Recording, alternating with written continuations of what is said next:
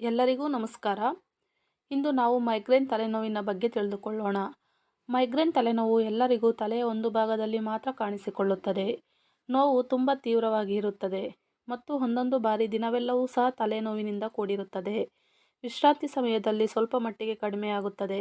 ಮತ್ತೆ ಏನಾದರೂ ಕೆಲಸ ಮಾಡಿದ್ದಲ್ಲಿ ಮೈಗ್ರೇನ್ ತಲೆನೋವು ತೀವ್ರಗೊಳ್ಳುತ್ತದೆ. ಮೈಗ್ರೇನ್ ಇರುವಂಥ ವ್ಯಕ್ತಿಗಳಲ್ಲಿ ಲೈಟ್ ಬೆಳಕು ಅಥವಾ ಡಿಮ್ಮಾಗಿರುವ ಬೆಳಕನ್ನು ಮತ್ತು ಅತಿ ಹೆಚ್ಚು ಶಬ್ದವನ್ನು ಕೇಳುವುದರಿಂದ ತಲೆನೋವು ಅತಿ ಹೆಚ್ಚಾಗಿ ಹಿಂಸೆಗೆ ಒಳಗಾಗುತ್ತಾರೆ. ಇದರೊಂದಿಗೆ ತಲೆ ಸುತ್ತು, ಮೂಗಿನಿಂದ ನೀರು ಸೋರುವುದು, ತುಂಬ ಸುಸ್ತಾದಂತೆ ಕಾಣುತ್ತಾರೆ, ಅತಿ ಹೆಚ್ಚು ಹಸಿವಾಗುವುದು, ಚಳಿಗೆ ಒಣಗುವುದು, ಬೆವರುವುದು ಮತ್ತು ಮೆಂಟಲಿ ತುಂಬ ಡಿಪ್ರೆಸ್ ಆದಂತೆ ಕಾಣುತ್ತಾರೆ. ಇದಕ್ಕೆ ಮುಖ್ಯವಾದ ಕಾರಣವೆಂದರೆ ಟ್ರೈಜಮೆನಲ್ ನರ್ವ್ ತುಂಬ ಒತ್ತಡಕ್ಕೆ ಒಳಗಾದಾಗ ಮತ್ತು ಆಕ್ಸಿಡೆಂಟಲ್ ಡ್ಯಾಮೇಜ್ ಆದಾಗ ಮೈಗ್ರೇನ್ ತಲೆನೋವು ಕಾಣಿಸಿಕೊಳ್ಳುತ್ತದೆ.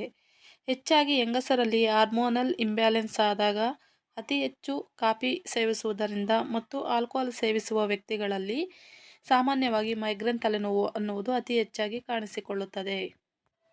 ನಿದ್ದೆ ಸರಿಯಾಗಿ ಹೋಗದೇ ಇದ್ದಲ್ಲಿ, ವಾತಾವರಣದ ಬದಲಾವಣೆ ಮತ್ತು ಕೆಲವೊಂದು ಮೆಡಿಸಿನ್ಗಳನ್ನು ದೀರ್ಘಕಾಲ ಬಳಸುವುದರಿಂದ ಮೈಗ್ರೇನ್ ತಲೆನೋವು ಅನ್ನುವುದು ಹೆಚ್ಚಾಗಿ ಕಾಣಿಸಿಕೊಳ್ಳುತ್ತದೆ.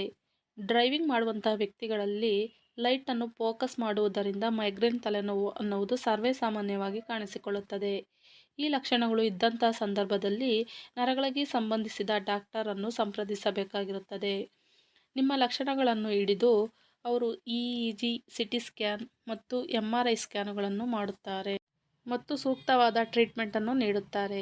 ಈ ವಿಡಿಯೋ ಇಷ್ಟ ಆಗಿದ್ದಲ್ಲಿ ಲೈಕ್, ಶೇರ್ ಮತ್ತು subscribe. Thank you for watching.